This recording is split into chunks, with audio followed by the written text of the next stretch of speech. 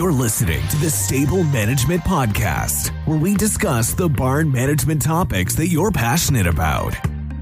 Hi, everyone. Welcome to the Stable Management Podcast. Our goal is to bring you a real-world look into the parts of horse farm management that you love or hate most, such as stall bedding, farm equipment, and pasture maintenance. During each bi-monthly episode, we'll be joined by an expert guest who shares their experiences with and perspectives on an important stable management topic. I'm your host, Hailey Kerstetter, and my guest today is Lance Yohe, farrier at UC Davis Veterinary Hospital's Large Animal Clinic. Thank you so much for joining me today. You're very welcome. Today we're going to be discussing hoof health and working with a farrier. So we'll jump right into this topic. I know there's a ton to talk about. And I would kind of like for you to just start by going over how the hoof health affects the horse's overall health and soundness.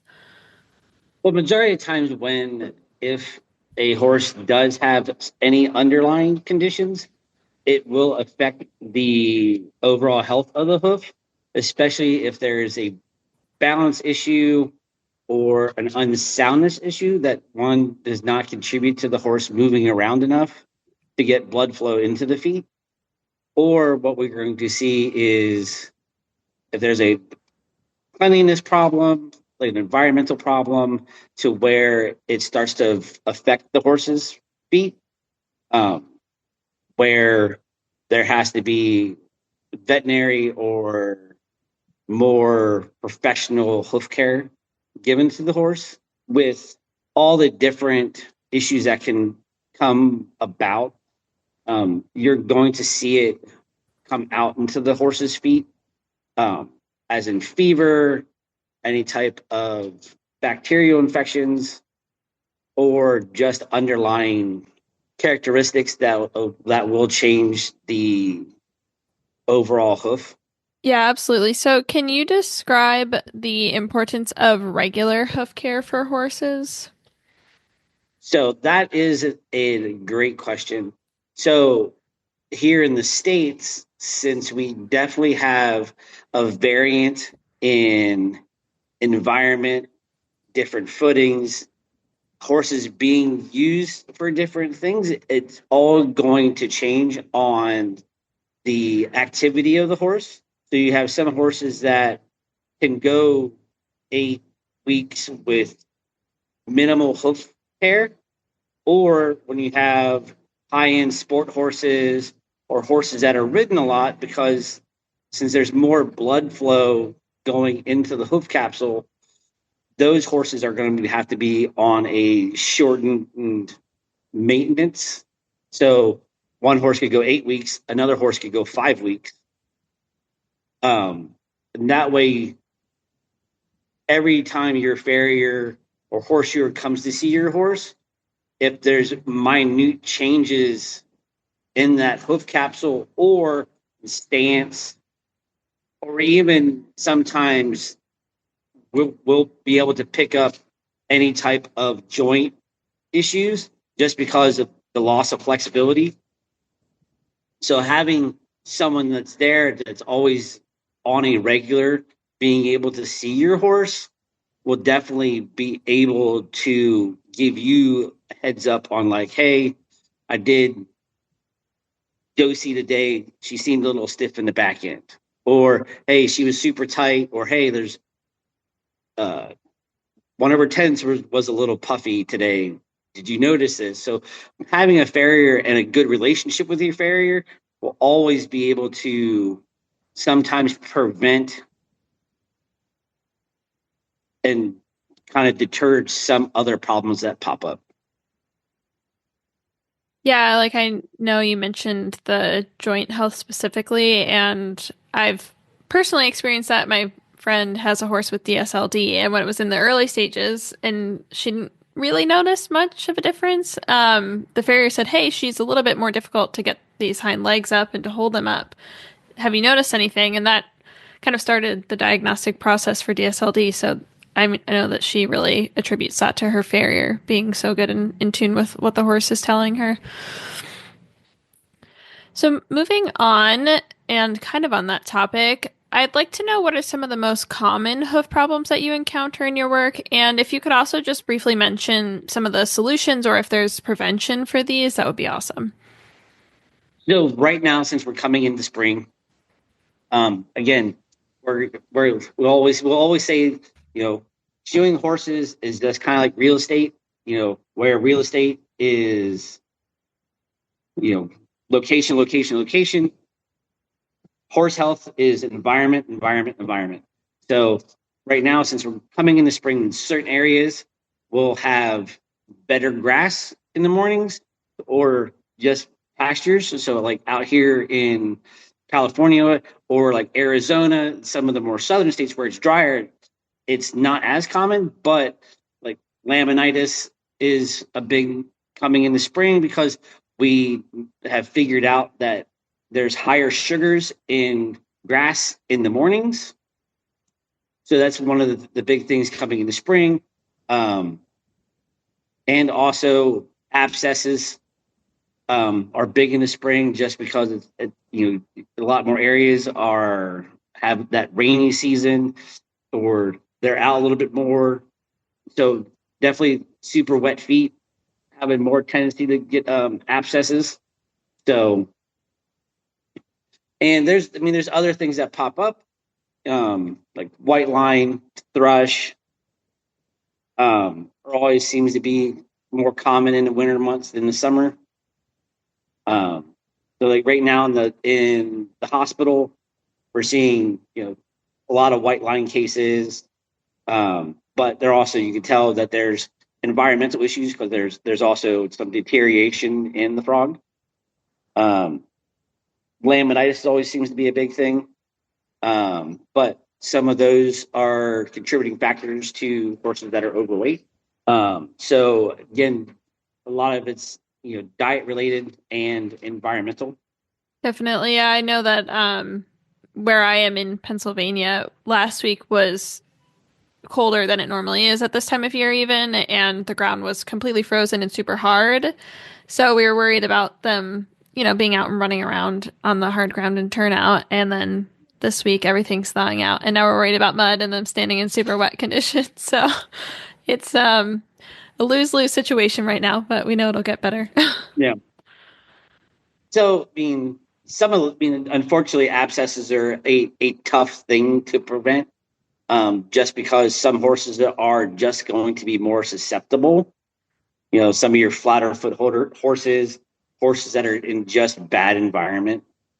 So for those types of cases, either A, we try to do a little bit more bedding. If they're able to go in the stalls, limit their turnout so that way they're not standing as much moisture.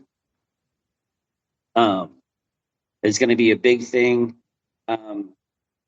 Laminitis right now, it is preventable. It's just being able to resist the urges to do certain things. When you have your cute little pony that wants to go out and stand out all day in the pasture and eat fresh grass, you just have to either limit it or put a grazing muzzle on. Again, now we've had to rewrite some of our textbooks to add a metabolic founder into those cases, just because more horses are seem to be coming up with being insulin resistant. So we're learning that you're going to have to change their diet, or diet changes will help prevent any type of metabolic founder. So that's what we're kind of looking at for this spring. Yeah, definitely. I have that issue. I have two ponies at home that live on a dry lot, luckily. They're not happy about it, but it definitely, at least hopefully, knock on wood, has been preventing those situations. Yeah. Even under the best circumstances, travel is stressful for horses. We've all been there, stuck on the side of the road in the middle of nowhere. You can make the journey knowing that US Rider is there for you. Get peace of mind on the road with US Rider's nationwide 24/7 roadside assistance coverage for both you and your horse. Join today at usrider.org. So we've talked about solutions and prevention, but when things are going okay, what can horse owners and barn managers do to improve their horse's hoof health or at least maintain it?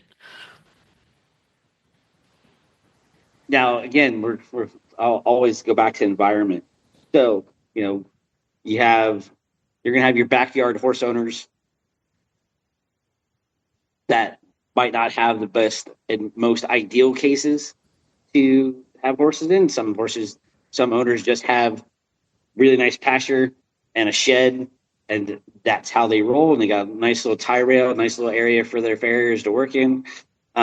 So that's going to be a little bit more difficult of a case to go through, but, checking their feet on a regular, even if it's go out with a hoof pick, feed them their favorite mint or carrot and pick out their feet, make sure there's nothing in there causing any issues.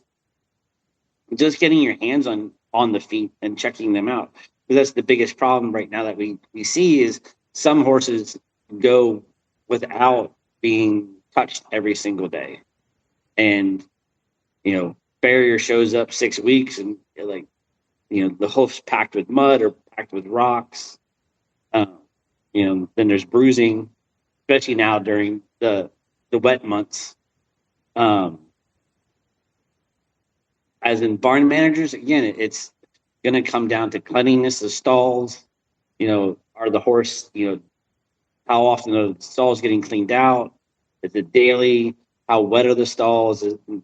Certain horses are really good. They'll go out in their little paddock behind the barn in the stall and use the bathroom out there. Then you have other horses that are a little bit more messy and they want to go in their stall all the time and they'll stand in it. So it's, one of those things you just have to learn your individual horse on its cleanliness and make sure that there's a routine of picking out feet, understanding what you're looking at when you're picking them out. Is there any type of heat in the foot? Are they standing weird? So it's just picking up on those little nuances of your horse to see if it's truly a foot related problem. Yeah, definitely. So if you notice a horse who maybe has just overall poor hoof quality, are there any supplements or specific nutrients that you recommend the owner add or just pay attention to in their diet? The big three is going to be biotin, because biotin will help boost the keratin levels in the body, which will help with hair growth and with hoof growth and the strength of it. And also selenium and vitamin E are very important. We always kind of see when there's some type of hoof issues, it could be a deficiency in selenium or vitamin E. It always it's one of those. It's like us. We start taking vitamins and we start to feel better and we stop taking. So Right. Understanding that anytime that you start a horse on a supplement, it's going to have a break-in period. So it's going to take, sometimes 3 months, 6 months for that supplement to actually start to circulate through the horse's system, to actually start making that hoof healthier. But we get it to the point where it's nice and healthy, and a lot of people want to stop using it, and then that hoof returns to the previous state, and then they go, I don't understand why the hoofs are bad again. Like, well, you took them off the supplement. So when you start something, you either find what the maintenance dose is and keep them on a maintenance dose. That way you always will have a hoof that is healthy. Yeah, that completely makes sense. So what is one thing that you would say farriers wish that owners and barn managers understand overall about horse hoof health, or working with a farrier, or both? Boy, this is a loaded question. Especially here working at the hospital, we do have a little bit more of a leniency in the aspect of if a horse comes in with some type of hoof issue, it's here at the hospital. The owners know that it might take a little bit to get that horse back to being sound. On the outside, sometimes the owners or barn managers put an unrealistic goal on their farriers in the aspect of, we have a horse that's, 2.5 or 3.5 lame, and we get it shod. It becomes better, but it's not 100%. And it's, oh, I wanted to ride this weekend. It's like, you're going to have to take a few months off. So being under them, understanding that sometimes it's not always going to be a quick fix on getting that horse back to soundness or the hoof back to soundness. But just because of, especially say, if you have a white line case that you have to resect, it's going to take a while depending on where the resection is. So understanding that the care that you give them after the farrier leaves will help us when we get back. Yeah, that completely makes sense. I know that when I first bought my horse, my farrier told me, we're going to have to trust the process here a little bit. And it probably took him about a year to get him to the point where we were really happy with his feet. But he wasn't ever particularly lame. He just wasn't, it's that situation where he just wasn't quite right either. And I, as an overthinker, in terms when it comes to owning horses, I definitely worried at times, about where we were going. But he was so true. You really had to just be patient and trust the process. So I like that you mentioned that. All right, my final question for you is one that I ask all of my guests about their respective topic. And that would be, what is one common misconception that you hear about working with a farrier or horse hoof health?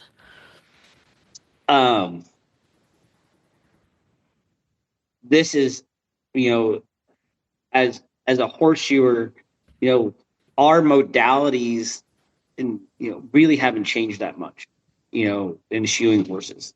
Yes, we will use different ideas or different shoeing prescriptions to get the horse sound or